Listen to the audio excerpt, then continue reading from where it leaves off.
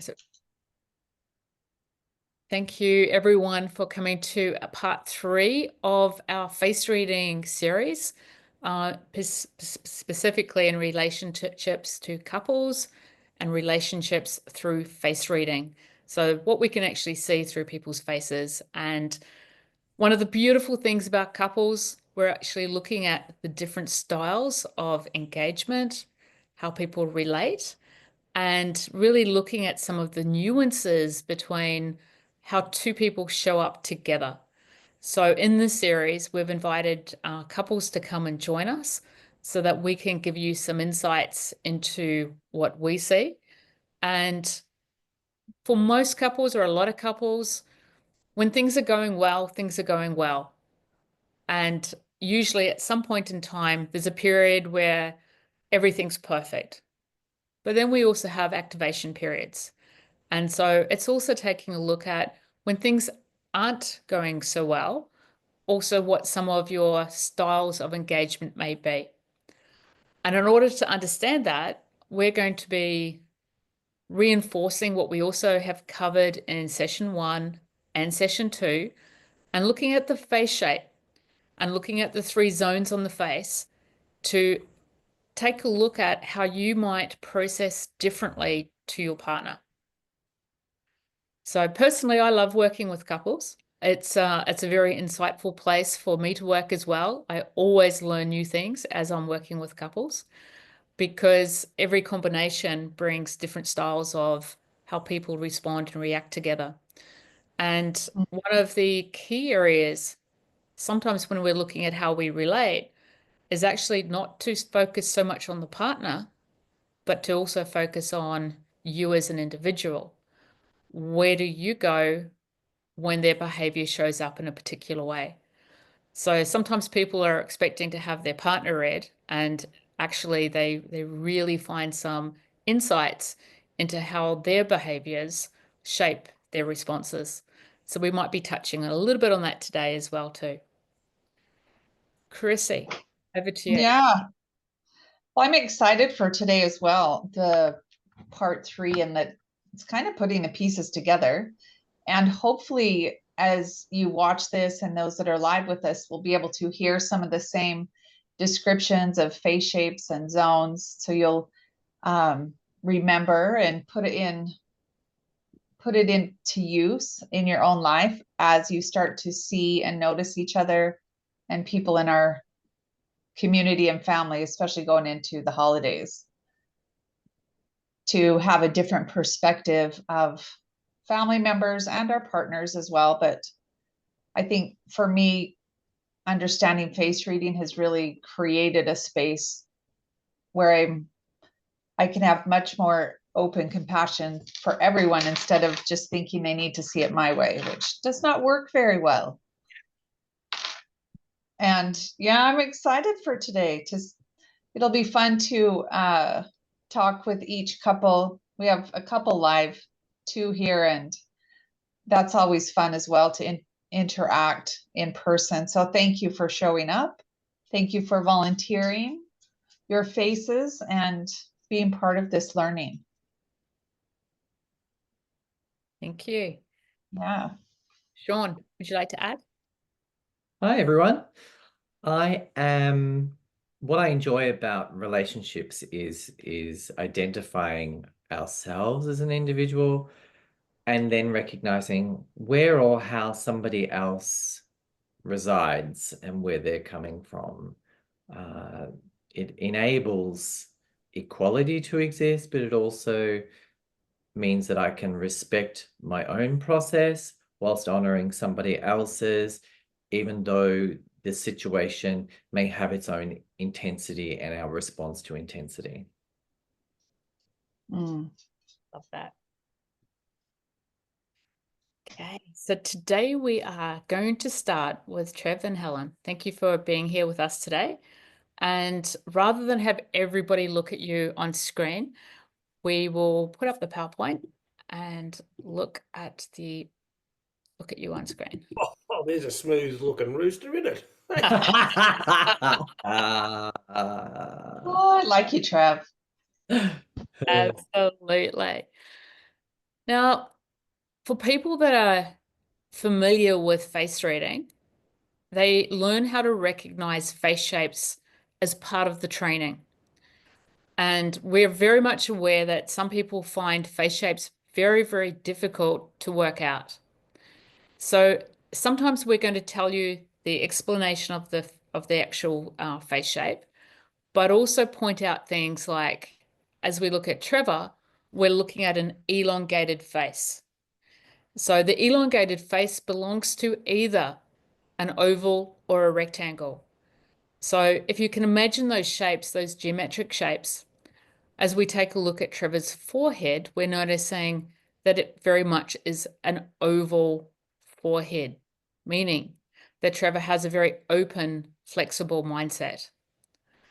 As you come down the sides, you'll notice that from the mental zone in the forehead, down into the cheek area, down into the jaw area, it's quite structured.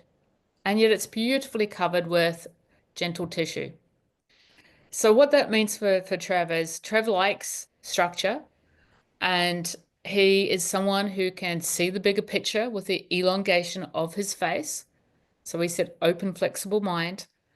The structure is one of those areas that help become a building block. So we often see people that like structure, create structure, and also with the oval forehead, having an incredibly creative mindset. As we come down to Trev's chin, we're noticing as well that we're looking at a strong physical from the tip of the nose down to his chin area. So quite a large physical area. So Trev loves hands-on, getting into things, getting things done. And it tells us a little bit about Trev's personality. So from a perspective of face shapes, sees the bigger picture, humanitarian, and does things in a gentle way because the face itself is gently fleshed. It's not tight, it's just nice and gentle. Christy, could you add something in addition to the basic face? Yes. Or anything that you would like to say at this point? Yeah, when I first saw your face, Trev, because of the elongated face and the strength of your chin, what I am aware about of you is that you do get things done, and you're one of those people that cares deeply about matters other than yourself and helping others, and your capacity, which is the wider jaw and the wider chin to do the work required to help others, is very high. And then we see, like Linda said, the soft tissue in the face, which means you bring a gentleness to whatever it is you do. And then I also am looking at your nose, and the nose is a little more broad, which means that community matters to you. And that's very admirable. And I can see that even with your eyebrows and your eyes being part that I'm drawn to, how big your heart is in all these things that you do for other people. And my question would be, and you don't have to answer this, is, are you able to take care and do for yourself as easily as you do for others? That seems a little more challenging. Not a chance. Not a chance. You are learning. No. The baseball bat helps. Yeah, no, I don't look after me at all. If someone's going to put himself in harm's way, it's me. Yeah, I can see that. We do that to help others. You know, if someone's going to cop it, I'll cop it first. Yeah. Self-sacrifice can be very tedious. Oh, yeah. So's marriage. Yep. Different. That's self-sacrifice. I've sacrificed myself for. So you should. See? Sean, would you like to read a few things before? Well, we know about Trev's generous nature, because we can see by the lines from underneath the nose that surround the moustache, the one on the right opens out, and that's your generous nature, that's your generous offerings, the things that you immediately do unconsciously by helping. Just there's a fine line there where if you take from your plate and put it on somebody else's, sometimes there's only a little bit left for yourself, and that can cause a bit of a seesaw effect, where we have a smaller opinion of ourselves, simply because we have less sustenance for who we are. So that's just something that you need to be cautious of, Trev. No, I'll get to a point where I'll say, I'm done. It can be in any scenario. I'll literally just walk in anytime, day or night, doesn't matter. I go, that's it. I'm out. I've got to go and lie down. The body's wrung out, the mind's frazzled, and I just have to go to ground. And sleep is one of my things. I have to recoup. Because which is a challenging way to do it, right? Because there's and if you look at it as if it's a bank account, it's kind of like we then have to recharge that account. You know, if it's a phone and the battery runs down, we have to plug it in and recharge it. So it's a matter of noticing that, change your default setting so you don't necessarily get as run down. So your offering is less, but your self-containment or contentment is more. That makes good sense. Yep. Yeah, you need to ensure, and I speak that from experience, by the way. And that way your life will feel more pleasurable and people will still remain grateful for your offerings. Yeah. And you'll live longer. It's true, you will live longer. So, Trev, with your face shape particularly, what Sean has just been describing is actually typical for people with your face shape, and particularly because it's wider. And so it's wide in the mental, it's wide in the emotional, it's wide in the physical. So there's a really good capacity to spend time in the creative space and the thoughts, to literally be available for others and physically get things done. So where all three zones are wide, the default position can be exhaustion. And it's not uncommon for people, usually around their 40s, to find that they burn out, a little bit of chronic fatigue, exhaustion, because it's like they've got the framework that allows them the capacity to keep on going, but actually the body doesn't enjoy it. And the only way to slow you down, the body kind of goes, right, not paying attention. So it's usually a hard crash. And I love the analogy there. As Sean was speaking, I was getting the feeling as well with thinking of the analogy of a car. Petrol's full, it's running full cylinders, and now it's completely empty. And it needs to be taken away for service to get some more petrol. Unfortunately. As opposed to having the default at, a quarter of a tank full, so that it never actually runs out on empty. Yeah. So truck can get expensive. Yeah.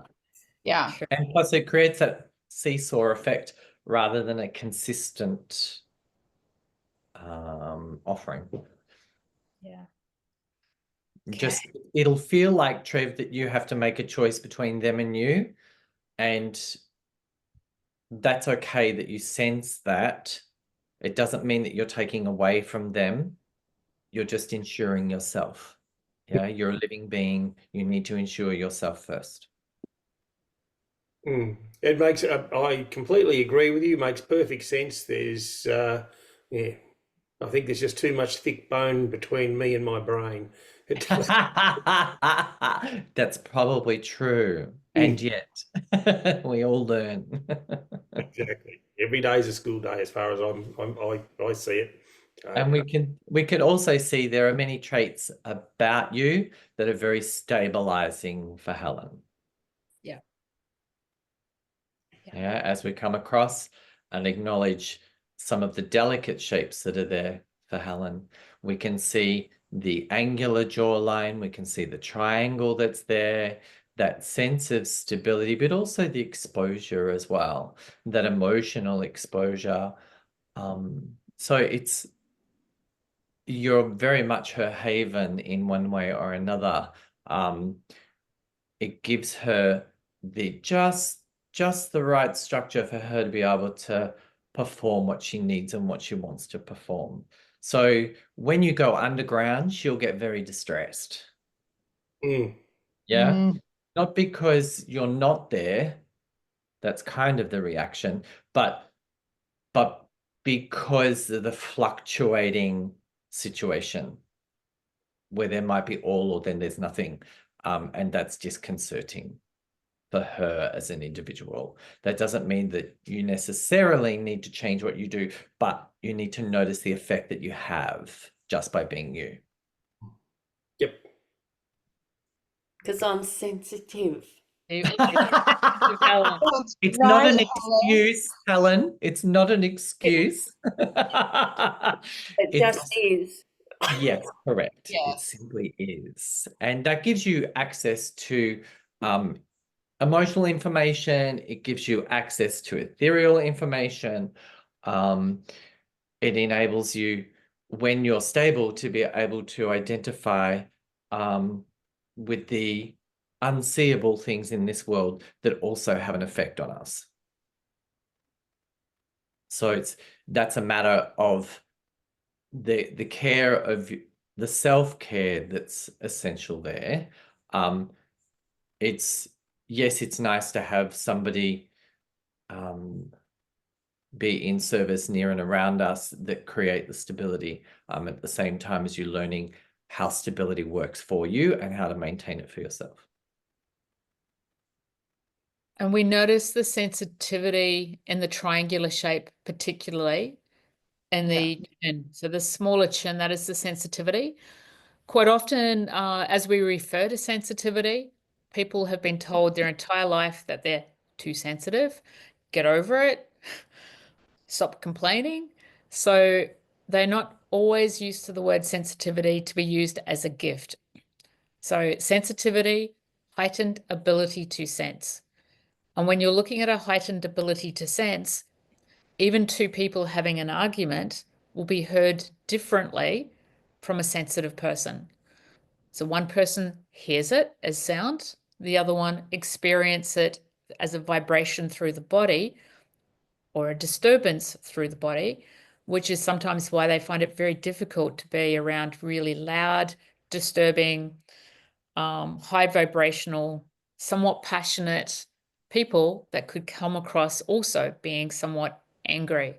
And yet that could be their default of passion.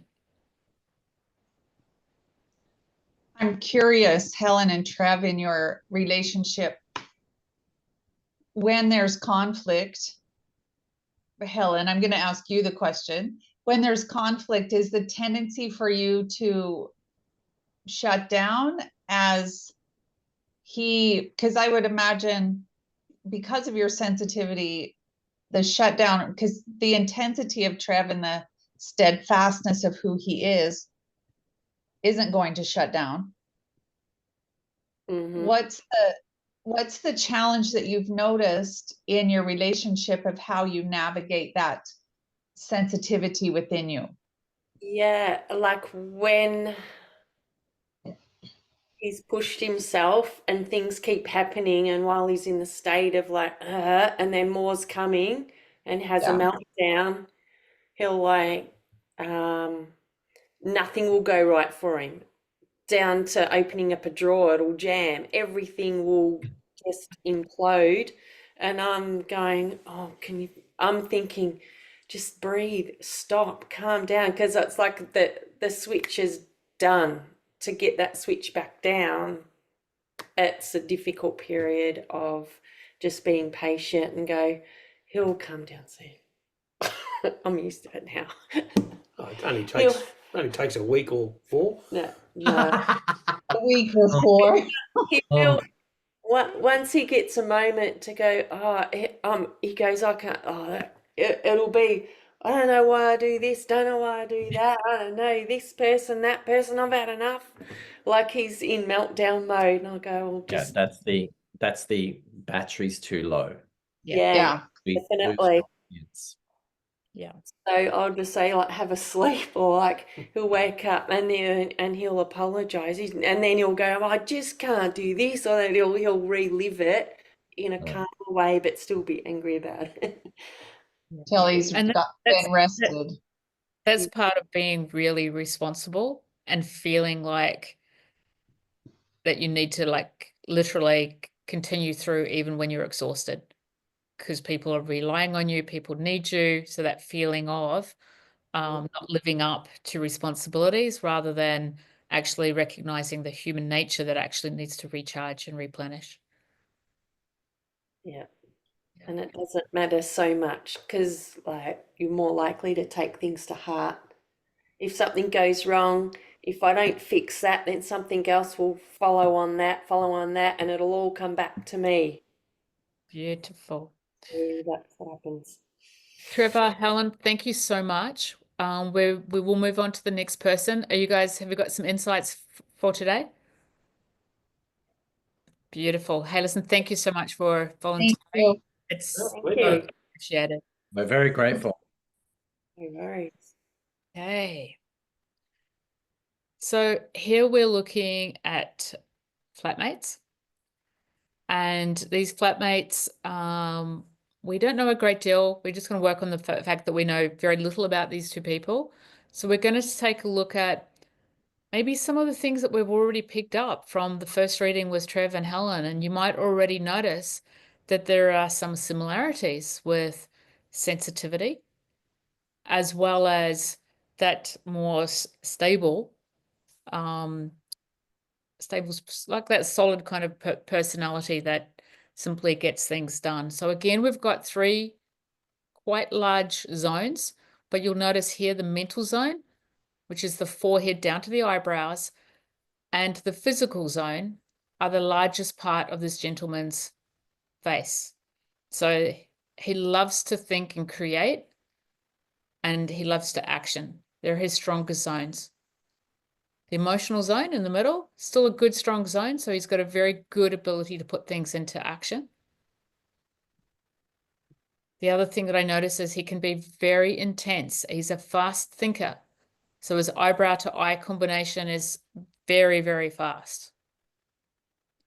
And then we come into a different setting over here. Sean, would you like to share what you're noticing with this lovely lady? Yeah, so what highlights to me first and foremost is that we can see the desire for liberation because of the height of the hairline. We can see with the hairline also too, there's quite a bit of heritage there. There's quite a bit of family experience that's gone on that is constantly in her revision mirror, looking at how she's attempting things and how she's going about her life. Part of the breadth of the face that happens at the top compared to the lower chin space where we see that triangle is that sometimes she may feel as if life is being wielded out of control, or she's unable to maintain traction. It'll feel as if she's being whisked away by what's going on, rather than being able to shift life on her terms. So sometimes she may not feel as if she has as much control in the situation as she rightfully deserves or needs. And that's something that we learn. It's something that also has potentially occurred around her. And so learning how to traverse a situation on her terms is something that will empower her better rather than feel as if power is being taken away from her. Yeah. Mm. Just before we go to you, Christy, I'd just also like to mention as well, the sensitivity that I said usually occurring as a child where people don't see it as a gift. As people harness that energy, it does become a gift. But in the meantime, growing up, there can be a feeling of not fitting in and not belonging. And this can be really difficult to navigate because it's quite a reactionary space for a younger person. So not necessarily at the age now.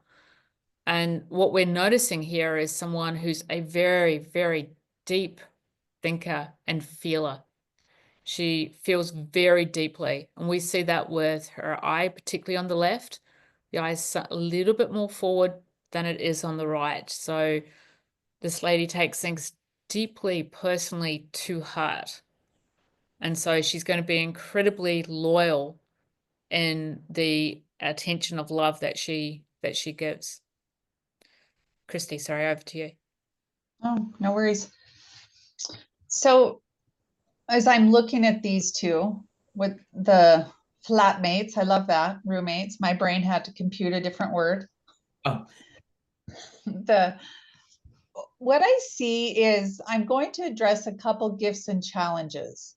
So the gifts that I see are with his forehead being very high and oval at the top, open-minded, willing to hear and accept new ideas, and same with hers. And yet the pullback of, there's a little bit of pinching in the nose and the eyes set back, which the challenge of that emotionally for him would be accepting that there's enough, fill in the blank. That could be enough love, enough abundance in any capacity for him. He's very open to help others and to give a lot. And the challenge that I see in his face is receiving and or asking for what it is he needs. And then I look at her face and the openness of the heart, the widest part of the face is through the cheeks. So for her, I see that it's much easier for her to probably guess what it is he needs and guess what it is he might feel, which could be a challenge and a gift together at the same time. Because sometimes people, whether they're roommates or just in relationship, can struggle with that type of expression. And the two of them together, I think, is a really good mix because of her open heart and ability to express, and his open mind and quick thinking as well. Because it looks like both of them have pretty good boundaries within who they are. The expression piece, I think, is the bigger challenge, and seeing it where both of them can see it in a way that works for them, see whatever the issue is. Yeah. And on a good day, they're both going to show up beautifully, right? Out of balance, what I see with this lady is that because she is such a loyal person, such a giving person, when it comes to her real personal individual needs, she may think that the other person should already know. Yeah, so she may fail to actually go, this is what I need you to do. And it will feel like I shouldn't have to tell him what he should do because he should actually already know. So yeah, when I'm working with people that have this face shape, it's like, no, you actually do need to ask, even though you've asked before. It needs to be really clear because he looks like if he has clarity, he's going to be very accommodating to what your needs are. But yeah. Good directions. Yeah, he may not understand what your needs are. Part of the disparity there is I see it as a if we were look at a metronome and there's a pace that he has, which is dunk, dunk, dunk, dunk. And she can often be a lot faster, and her learning how to moderate that and mediate that so they can both find their rhythm again. So we're going to throw into the mix Mum. Her mum, yeah. So this so mum is the mum of this beautiful lady on the left. And again, as we look at this mum, we're seeing someone who has the face shape of predominantly oval, elongated, sees the bigger picture, potentially works in emotional fields. Widest part is the cheeks, so she likes the emotional side. And yet we notice from looking at her that she's quite intense. She's going to have some very strong thoughts on what needs to be done in a particular way. So when you're looking at a daughter that is really sensitive, there can be a feeling of keeping mum happy and not feeling like it's okay to actually go, mum can have her reaction and her response. I don't need to take on everything mum says as my truth. And as Sean pointed out earlier, there's some conditioning in the hair that we see in the forehead, which basically speaks of the influence of the parents, and the left-hand side is mum. So the parents, particularly mum in this case, the opinion is really important. But so too is learning as an individual. I also have an entitlement to have my own opinion. And that's a learning that people with the smaller chins need to learn. They need to navigate that into their adulthood. A lot of self-loyalty. Yeah. Go ahead, Sean, and then I'll come in. Sure. And we can see with some of the deeper shapes that are taking place within mum's face, the right-hand side has more of a rectangular effect to it.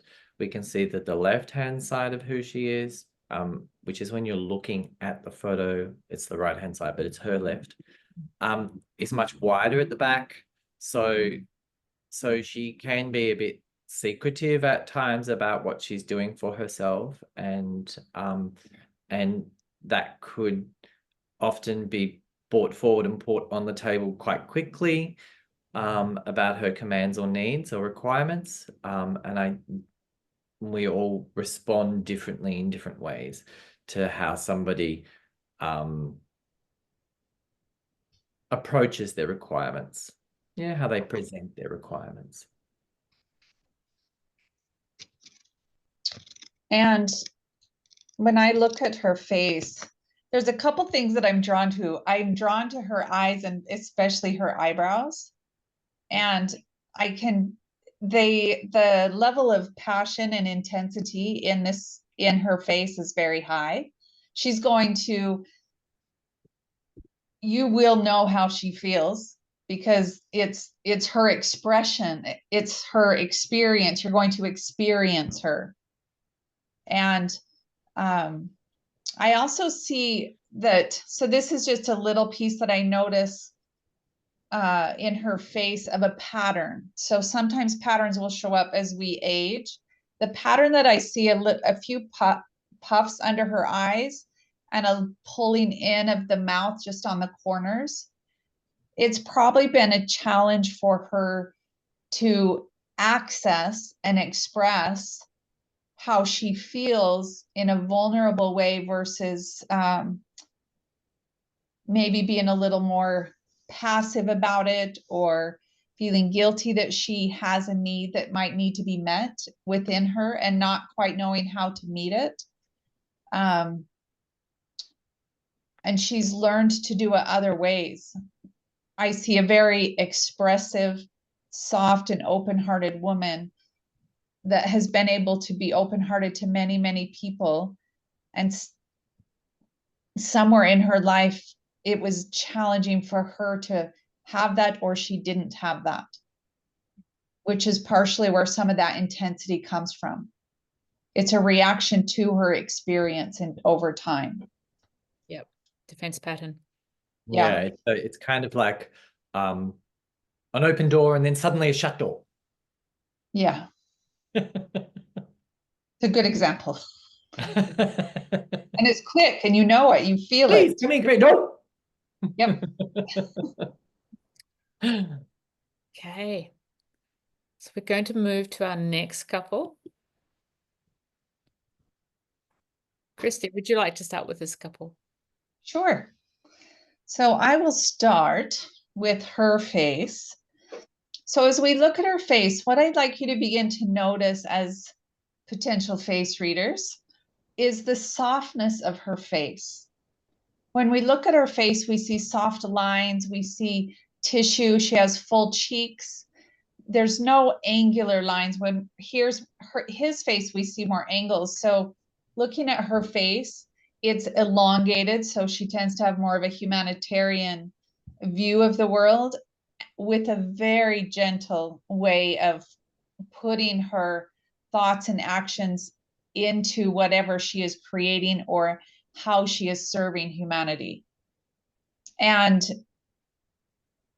also, when I look at her face, the amount of compassion that she carries within her eyes and her cheeks is great.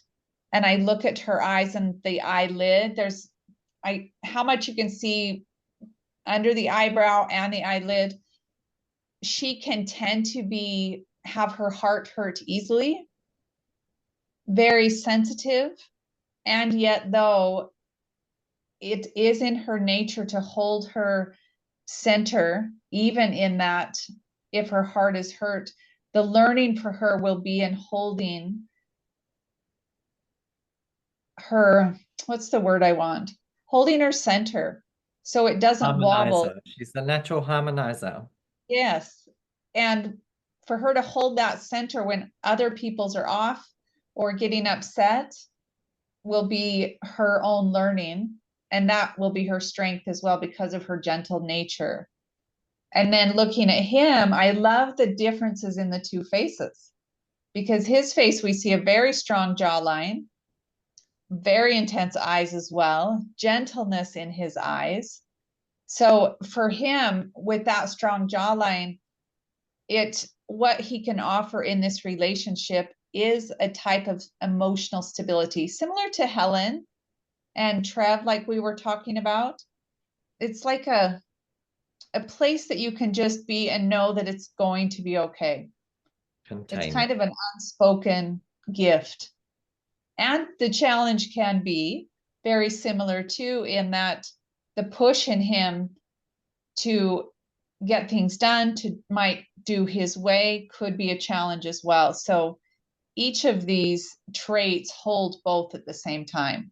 But I think they're a really good combination together because of the angular lines, the soft lines, and he also has a more of elongated face. So they'll have a lot in common as they're together.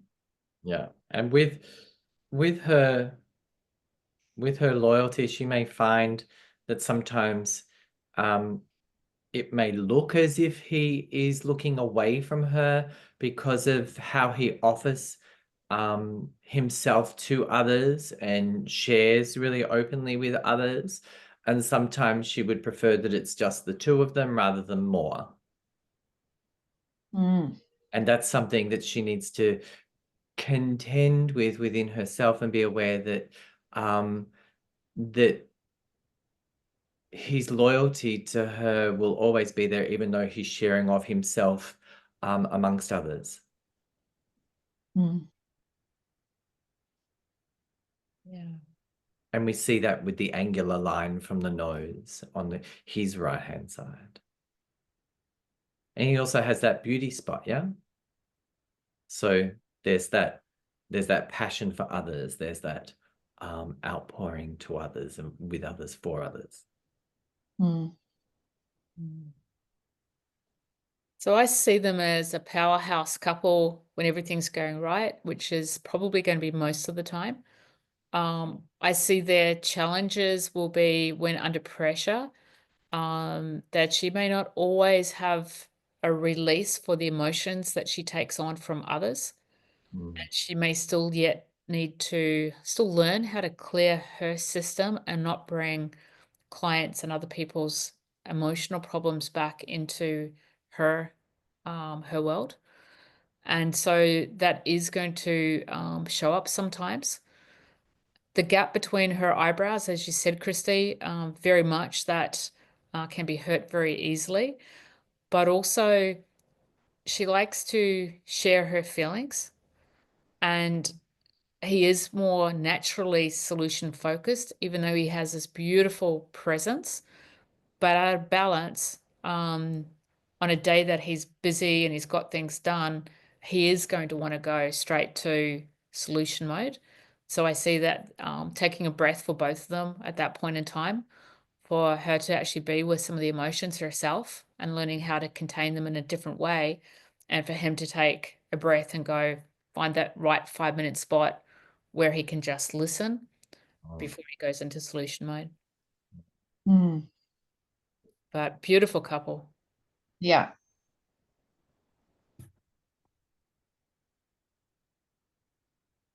They both bring a lot of passion to the relationship. Okay.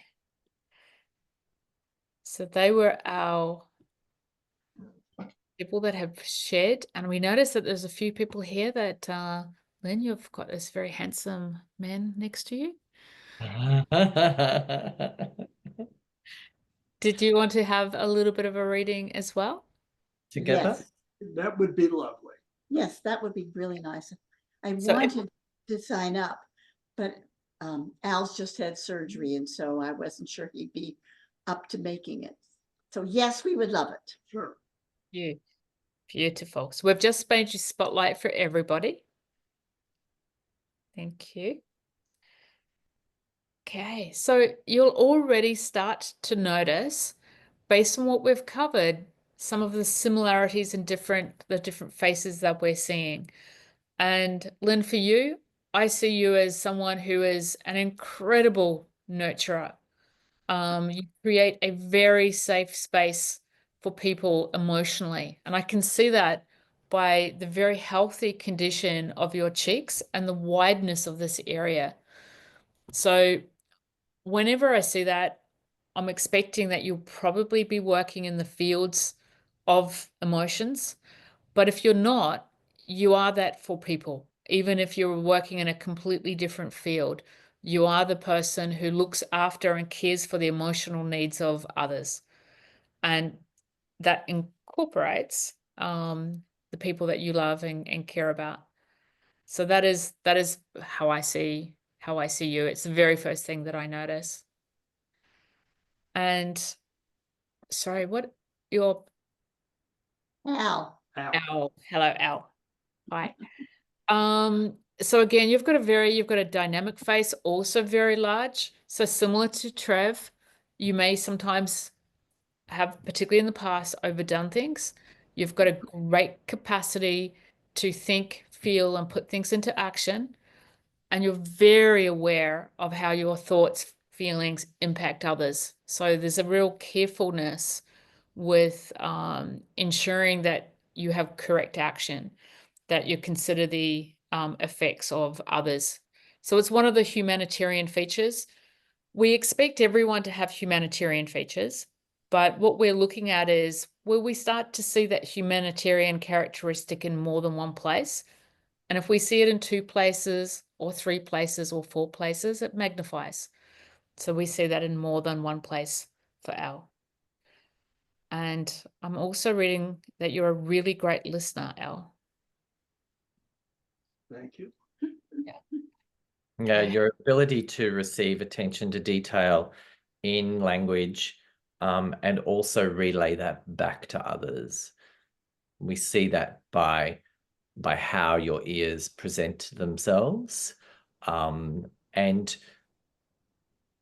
that for some creates an amazing trust, because when they hear directly back, without dilution, they're aware of how attentive you are to what they're saying. And that creates very strong bonds, both in business and with friends.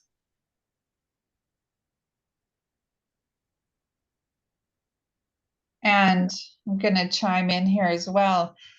What I noticed about the two of you that stood out first are your foreheads. Lynn's, your forehead is a little bit smaller the hairline comes down, and we look at Al's forehead and we see the broadness of the forehead. And so how the two of you interact when there is disturbance, I can see that Al will come more from a mental perspective and a strategic perspective, and Lynn is coming full-fledged from her heart. The expression and the language of I think and I feel are very clear. And yet, the other piece that I notice, Al, about your face in that is when we look at your face, we can see almost your entire eyelid and the wideness of your face. Your heart and your emotions are on the surface as well. In the past, you may have tended to come from a mental perspective. And today, my guess is you come from both. The understanding and listening, like Sean said, of what's happening and bringing understanding mentally and then also emotionally is very clear. And your jawline is rounded. We see that curved, very strong, but you're going to come at whatever you do with gentleness. And your intensity as well to get things done. She's like, I don't know about that. Yeah. I'm sorry for joking. I mean, You can joke, you don't need All to good. apologize. But it's a beautiful mix, the two of you. How long have you been married? It'll be 70 years in August. Wow. Wow. So congratulations on that. Both I just see both of you as heartfelt people and really an ability to understand others and probably continually learning to understand yourselves. Yeah. And that's Al, a suggestion for you would be your emotional state doesn't need to be a secret. thank you. Yeah. Feel free to alleviate it out of your body and share it in the environment. It doesn't need to be a secret. Yeah. It'll ease the pressure within you. Yeah, I keep it contained more often than I should. Yeah. Yeah. Right. And even as we say that, everybody, did you notice the flesh changed around his mouth and underneath his nose? Yeah, there's a softening that happens because he's now being given permission to feel how he feels. It's important. And Al, I would imagine that you would have had a lot of people where you were their support. At times, yes.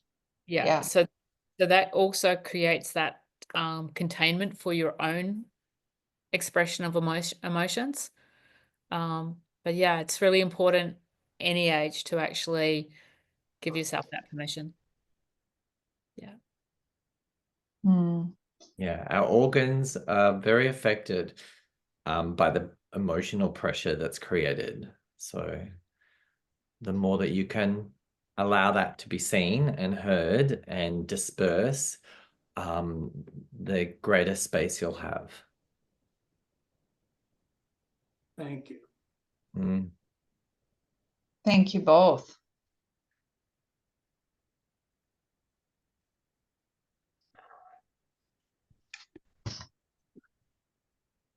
Sorry, I was just reading a comment there. Thank you. Emily just wrote, yes, he should know. Yes, he should know. Yeah, right. It's a woman thing. It's a woman thing. I Absolutely. really do. I hear that so much for many women, he should know. And it's a statement. It's not even a question. Well, he should know what I need. And what I've learned about men in my experience is just give them directions and then they'll give it to you, whatever that is. But they need clear direction. It's also that we assume that others think and feel the way we do. Exactly. And even act the same way we do. And that's not how we actually operate as humans. No. Where Just because where I I, hear my truth doesn't mean someone else can hear my truth. Yeah. where I sometimes see it, where I'm working with one half of the relationship, not necessarily two at the same time as a couple, is if I'm working, say, as an example, with a female that's sensitive and feels a lot, it'll be coming up to a birthday and there'll be an anticipation and a waiting. Will he remember my birthday? And will we do anything nice on my birthday? And then inevitably, there comes a place where it's like, and he didn't book a restaurant and he didn't take me anywhere special. And then there's the disappointment that follows. And even though that pattern happened last year and the year before, there's an expectation that this year it's going to be and part of that is it's not going to be different. The only thing that's going to make that different is, hey, it's my birthday coming up, along with those directions. Yeah. Right. So that you can actually celebrate yourself and create an environment where you're honored. And yes, should you need to do that? Well, maybe you shouldn't need to do it, but you're going to be sitting there going like, why am I not being honored? So honoring yourself in that process can be so important. Yes, if you don't teach people how to celebrate you, you're left on your own. Yeah. Make your own reservation. And it does. It can feel so empty when we're let down on special dates. And you'll notice sometimes when you track back, that will track back to childhood as well, where there was an expectation of the child waiting, and something never happened. So we want to break those cycles. We want to make them about celebrating and you enjoying you. Healthy cycle. That's not necessarily about anyone or any comment. That's just a generic comment. So Well, I think, Linda, it's really helpful because in psychosomatics, in the understanding of our face, to understand that that might be a challenge for you to express or give instructions of how to celebrate you. That's, I think, the key piece is who am I and what do I need and how can I communicate that to myself and others? It just is a different roadmap versus waiting for someone to meet those needs. yeah. Yeah, they're silent, waiting it by the bus, and the bus isn't coming. Yeah. It gets very lonely sitting at the bus stop. So socially, I don't usually take liberties with face reading strangers, but there was once I was sitting at a table and these people were on the same table with the same group. I just didn't actually know them. And this lady was speaking about this relationship that just wasn't working and how disappointed she was. And I couldn't help myself. It was basically what we were just talking about now. And I said, look, would you mind if I give you some insights onto a different personality type? And I told her about the feature that she had and said, this is your perspective. And we talked about that because it can be a game changer. Just that one little thing, that one little piece of information for people who have that feature and don't understand it. Mm-hmm. And I recognize we've got Melanie here with someone as well. So Melanie, would you like to also have a reading?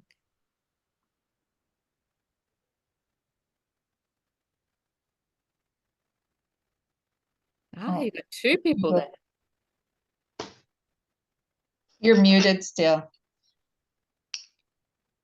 I don't get out much. I have my friends here today. Beautiful. Hello. Yeah. You recognize Shirley Marie and Denise? Hi. Hey. Oh. Do I want my face read? Is that what you said? Really, we were intrigued. Have you invited your friends just to hang out and have a listen, or is there something between the three of you that you wanted identified? They're my besties, man. We're just yeah, no, I wanted to invite them because they're both practitioners, and Denise has got her teachers, and it just so happened to be they were coming by tonight, and I said, camera's on at 6 o'clock. That's really beautiful. Thank you. Yeah. Cool. Yeah. Okay. Thanks for coming. That's great. Have you had a good time, girls? Yes. Oh, yes. Good. Hi, Cynthia. Hi, Cynthia. Okay. Yeah, it's nice to immerse, isn't it? So before we wrap up and wish you all Merry Christmas or Happy Holidays, is there any questions that you would like to ask from today's session? You're going to book the restaurant? Or Helen will book the restaurant. I booked a holiday for my birthday coming up, and I turned and said, right, that's all booked. And I turned to him and said, you're in charge of the restaurant. McDonald's. I take it to only the best. I highly recommend choosing a different restaurant trip. Yeah. We've done KFC, we've done we're running out. Yay. Bit of real meat. It'll be smooth as Hessian undies. Where we go. Okay, that's awesome. We'll look forward to hearing about that. Yeah, I'll fill you in. I've got my checklist going. Take care of. Yeah, I've got the key in behind the local Chinese restaurant, so we'll find time. Oh. Don't get too carried away with it. Plastic knife, plastic fork. Yeah, okay, I'll stretch to a paper plate. Licked clean. I'm not made of money. Beautiful. Thank you for being here, and thank you for all of you for volunteering that we're here. And those of you not watching that volunteered, thank you so much for sharing your faces with us. Think you've been fun. Terrific. Terrific. I'm going to have to go and widen the door frame to get my ego out there now after all. Wait till your next session. And we'll be sending you out, if you want to know more about face reading and how you can learn more about it, we'll be sending you out some links for 2025 of different ways that you can explore psychosomatics and face reading. But in the meantime, we thank everyone who's attended any of our sessions. We invite you to invite other people into them as well. We will be continuing in January and throughout the year with different topics. And this one concludes the 3-part series on face. We will be going into different parts of the body and the emotions that get stored in the body, and also looking at some behaviors as well that shows up as well. Thank you, Al. Thank you, Lynn. Thank you, everyone. Thank Thank you. you. Hey, Merry Christmas. Happy New Year. Beautiful. Everyone. Happy holidays. Happy Yes. 70th anniversary. Oh, yeah. Sean, can you stop the recording, please, Sean? That's shocking.